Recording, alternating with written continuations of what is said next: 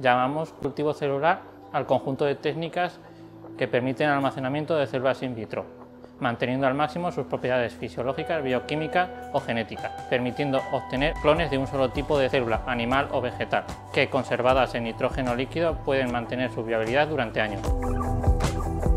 Cada tipo de célula requiere un medio de cultivo y tiempo de incubación específico, sin que exista una fórmula universal y precisa para ello, por lo que nuestro proceso comenzará con la selección, elaboración y a temperatura a 37 grados del medio de cultivo más adecuado.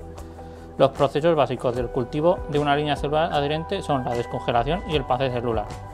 La descongelación se realiza mediante una serie de centrifugaciones y lavados con medio de cultivo específico y se finalizará cuando introduzcamos las células a una incubadora a 37 grados, al 5% de CO2 y una humedad de 90%.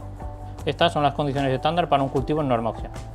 Cuando el medio vire de color o se alcance una confluencia celular cerca del 90%, se realizará un pase celular para mantener la viabilidad del cultivo.